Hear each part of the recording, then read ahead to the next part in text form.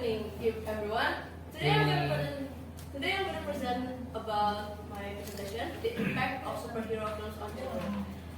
I assume everyone in this room watch at least one superhero film, whether it's Marvel or DC. Before I start, I would like to thank Mr. Karyono, my beloved teacher, who has been consulting me to this whole thing, and the observer that present today, and all of my friends who are present today. So, without wasting any more time, my presentation will take only 7 minutes. It's divided into 3 parts, and the question will be in the end of my presentation. So, the first one we're gonna talk about is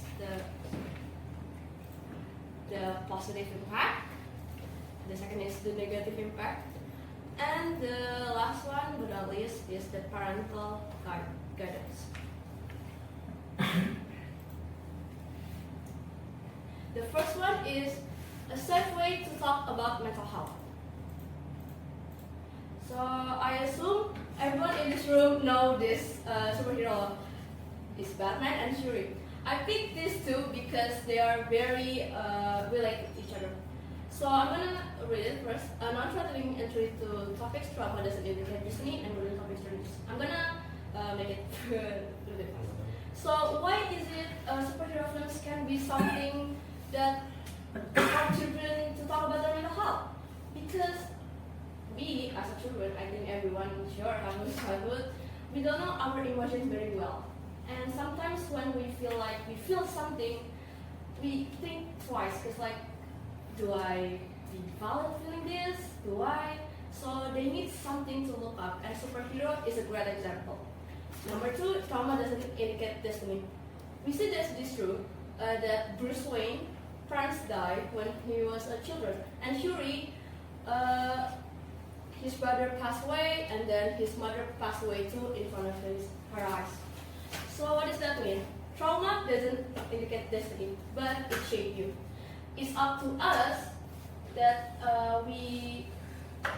it's up to us whether we choose the positive negative or the positive impact or the negative impact.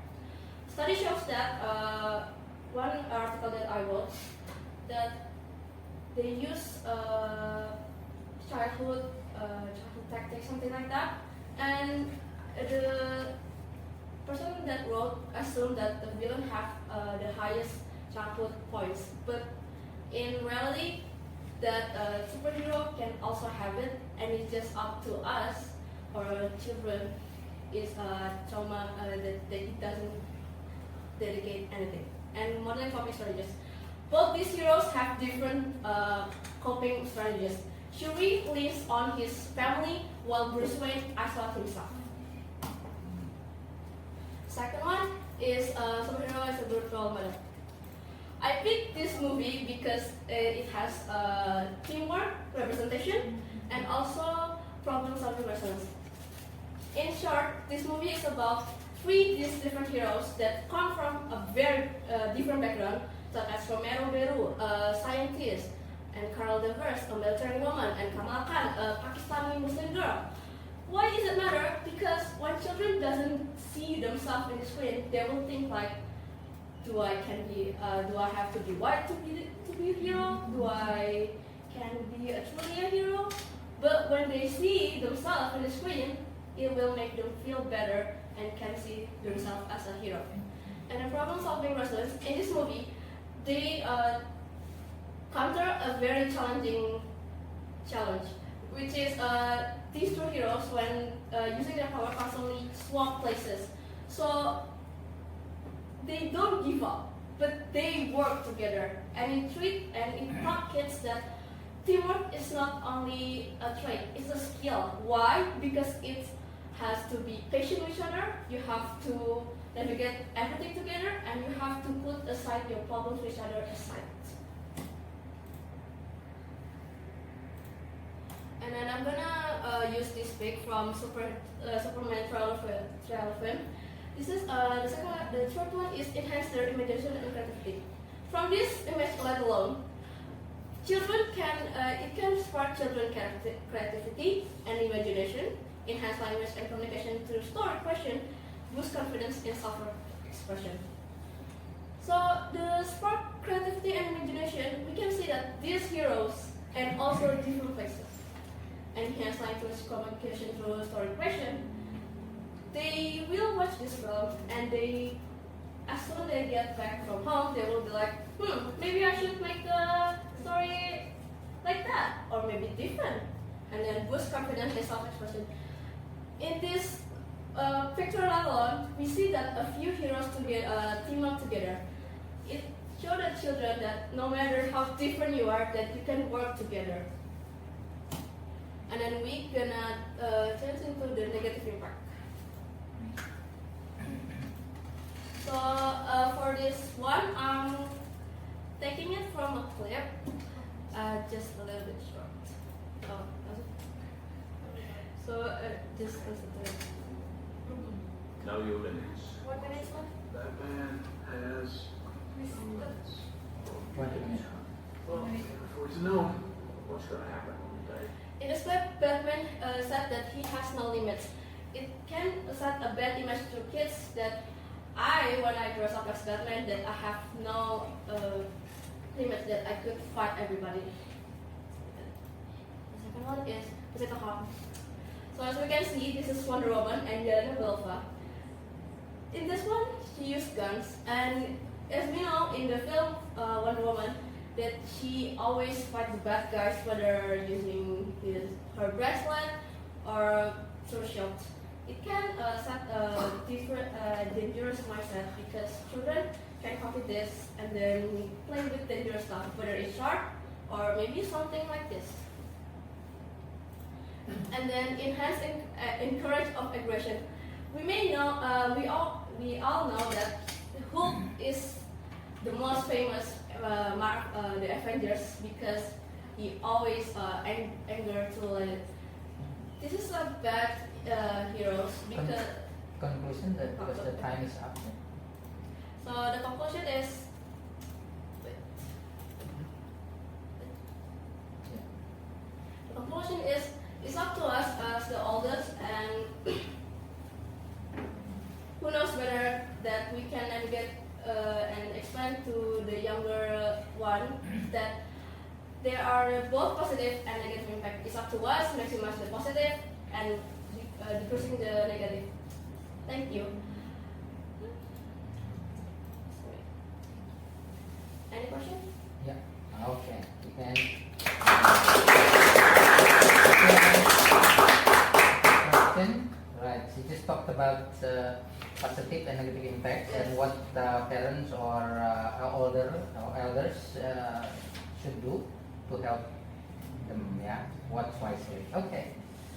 Yes. Superheroes can give positive impact as well as negative impact. Yeah. Yes. Oh. Yes. Okay. Gina? Huh? Gina Ais? Yes. Yeah. Amen. Yes, Amen. You haven't asked the question. Dari kemarin. Superhero. Oh, udah. Ya. Oh, Faras. Yeah. Okay. My name is Muhammad Shafiq. I would like to ask the question about the coping mechanism and mental health issue in that. You showed an example which has Batman and Shuri. Do you have any more examples about superheroes that has a healthy coping mechanism, not like fighting crimes and like bad guys? Oh yes, I do. Like we take example as Peter Parker. Peter Parker has been through a lot, but does he turn into a villain? No. He went through his day, whether he feel guilt by the death of Gwen or his aunt, he still feels like that I have responsibility to be responsible of my own powers. That even though I've been through this a lot, I don't have to be villain to let my anger out. Because as you may know, that letting our anger out on something that of violence, it's never okay. And soon enough, you will regret it. Yeah. Does that answer the question? Or Yes. It is. Thank you. Thank you. Okay. Okay. Since that you didn't have any chance to explain about the parents' guidance, Yes. right? The importance of parents' guidance to maximize the benefit of watching the superheroes movie. Yes. So could you please explain to us now? Parents can select by age for appropriate, and then they can start from cartoon like Invincible, the family, the five family who have all powers, the dad, the mom who has Stretch, and the sister and two. And then the second one is reading from IMDb. I suggest IMDb nor Google Film Review to read the review because they usually put something. It's usually other parents rating it, so they can say it's kids friendly or the violence. It's on there. And then the last one is consult with the younger ones because we may know that superhero films has it both positive and negative effect. We explain to them what's positive that they should copy and apply it to their lives, and the negative one that they should stay away from it. Means that the parents need to watch the same movie then, or should they accompany the children to watch the movie?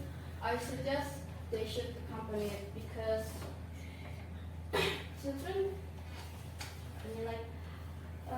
children still need guidance, especially the younger ones, like from age 4 till 7. They need parental guidance and. Okay, thank you. Okay. Thank you all for listening to my presentation. Oh, sorry, I couldn't cover all of it, but I hope you enjoy and thank you for